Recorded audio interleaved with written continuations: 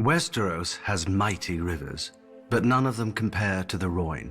It is said that there is no stream or puddle in western Essos but drains to Mother Rhoyne. No doubt an exaggeration. Until one sees the river, at its widest, a man in the center can't see a shore to either side. The greatest of Mother Rhoyne's children were the Rhoynar, a civilization as ancient and grand as old Geese. Fishers, traders, scholars, workers of wood, stone and metal. The Rhoynar raised their elegant cities from the headwaters of the Rhoyne down to her mouth, each lovelier than the last. For many centuries, the Rhoynar lived in relative peace. When invaders swept down from the hills, the Rhoynar, women and men, would don silver-scaled armor, fish-head helms, tall spears, and turtle-shell shields. If the enemy did not laugh themselves away, it was said that Mother Rhoyne would whisper the enemy's secrets to her children, and the Rhoynish wizards could raise watery walls to drown their foes. Whatever magic the Rhoynar may have had, it wasn't enough. When Valyrian colonists first arrived, the Rhoynar embraced them, for all men were welcome to share the bounty of Mother Rhoyne. Perhaps a water people should have been more cautious of strangers who exalted fire and blood.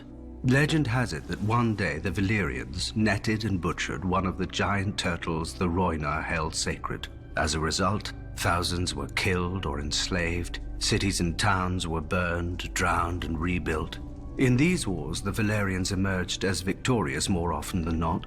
The princes of the Rhoynish cities, fiercely proud of their independence, fought alone, whilst the Valyrian colonies aided one another. Eventually, the Rhoynish princes ceased their squabbling and united behind Prince Garin, who led the largest army Essos had ever seen, against 100,000 Valyrian colonists, 100 war elephants, and 3 dragon lords. Thousands burned, but thousands more sheltered in the shallows of the river, whilst the Rhoynish wizards raised enormous water spouts against the foe's dragons. Rhoynish archers brought down 2 of the dragons, whilst the 3rd fled, wounded. And thereafter, the Rhoynar named Garin the Great. But Mother Valyria proved just as caring as Mother Rhoyne. When Garin the Great marched his army against Volantis, 300 Valyrian dragons descended from the sky. Tens of thousands burned whilst others rushed into the river, but the fires burned so hot that the water boiled and turned to steam. Garin the Great was captured alive and made to watch as Valyrians butchered every last man, so many that their blood turned the great harbour of Volantis red as far as the eye could see. Then they forced Garin to watch as they marched on his own city and enslaved all the women and children his army had left behind.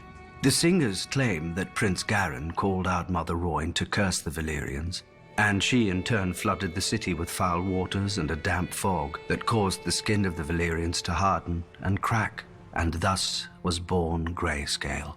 Fearing a similar fate, another Rhoynish ruler, Princess Nymeria, led her own people into every ship, skiff and raft they had, and fled Essos. Eventually, after much hardship, they landed in sun-swept and bone-dry Dawn. But we all know that tale.